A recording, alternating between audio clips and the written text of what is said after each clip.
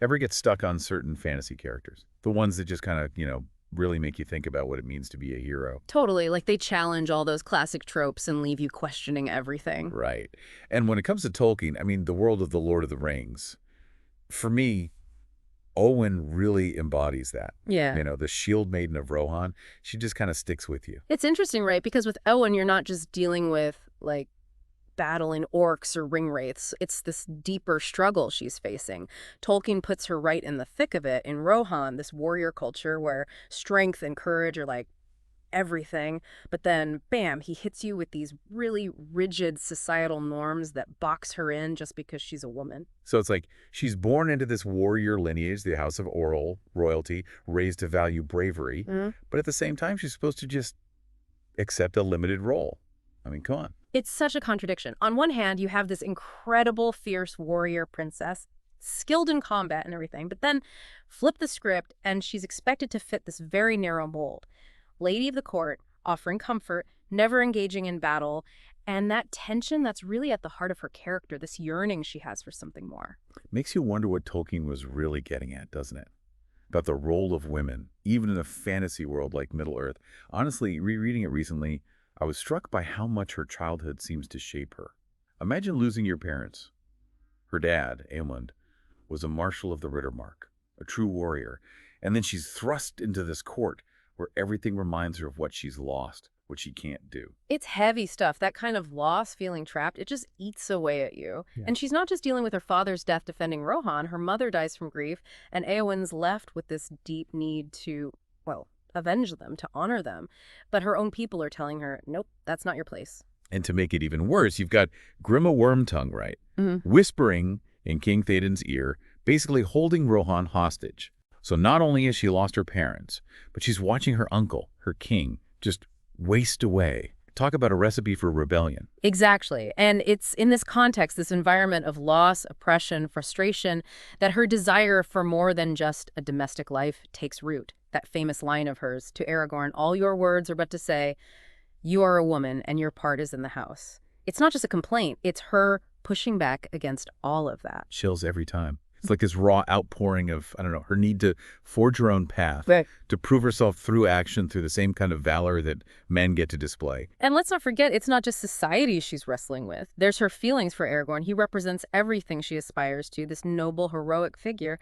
But those feelings, while completely understandable, they actually make her feel even more inadequate. It's like everything's building up to this moment, right? All these expectations, these tragedies, they kind of force Éowyn's hand. And then, boom, she takes the reins, disguises herself as a man, takes on that name, Durnhelm, and rides off to the freaking war. I mean, what a statement. Talk about breaking the mold. Just picture it. In that time, in that world, a woman riding into battle. It's unheard of.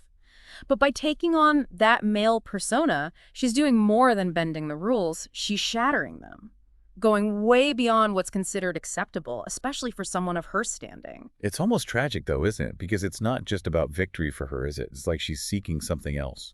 A noble death, maybe? A release from all of it. That's really perceptive, actually. You have to remember, with Éowyn, her transformation, it's not this instant thing. It unfolds.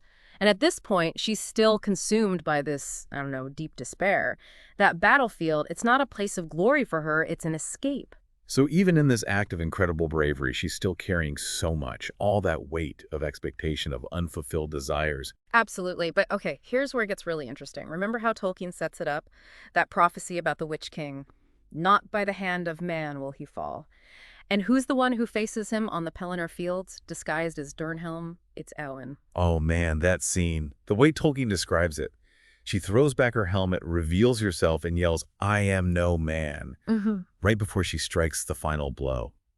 It's more than just defeating some evil enemy. It's like she's breaking free from everything that's held her back. Pure defiance.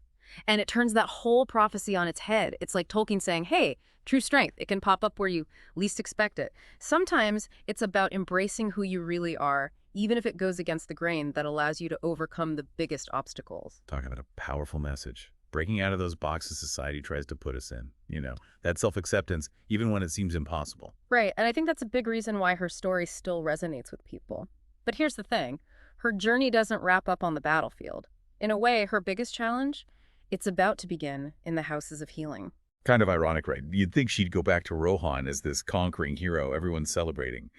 But Tolkien takes it somewhere else entirely. Somewhere, honestly, much deeper. It's what makes Éowyn such a fascinating character. It's not just external battles, it's that internal struggle, a woman fighting for her place in a world that's constantly trying to define her. So picture this. Éowyn's in the Houses of Healing, but it's not exactly the victory parade you might expect. No ticker tape, no fanfare, just healing.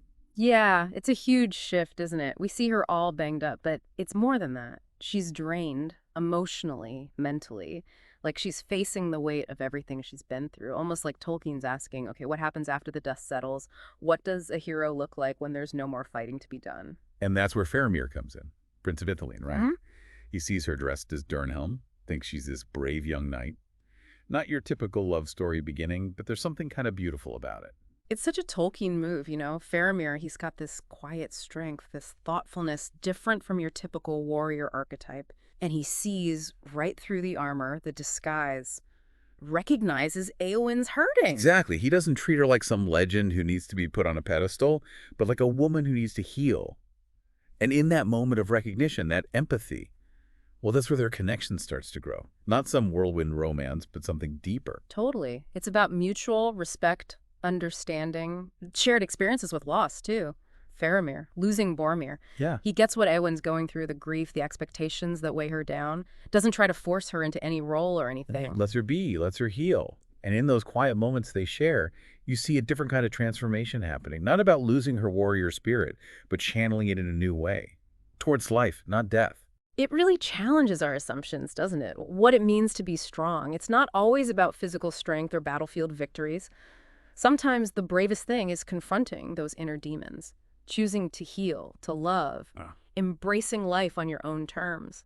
That's what makes Éowyn's ending so powerful, so full of hope, not on the battlefield, but in those small moments of connection, of being truly seen and understood, loved for who she is. Way more satisfying than some predictable ending. And it makes you think about other women in Tolkien too, like Arwen. Both strong, independent, but on totally different paths. Interesting comparison. Arwen, this elven princess, she represents a more traditional kind of feminine strength, right? Wisdom, grace, that willingness to sacrifice for love. And then there's Éowyn. She's a rebel, forges her own path, breaks free from all those expectations, and by doing so, she opens up possibilities for other women in Middle-earth, shows them what's possible. It's like she's reminding everyone that strength has many faces. Sometimes the bravest act isn't charging into battle, but choosing love, choosing healing, choosing to live a life true to yourself.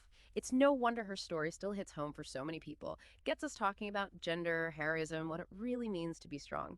So as we wrap up our deep dive on Éowyn, I'm curious, what sticks with you? What will you take away from her incredible journey?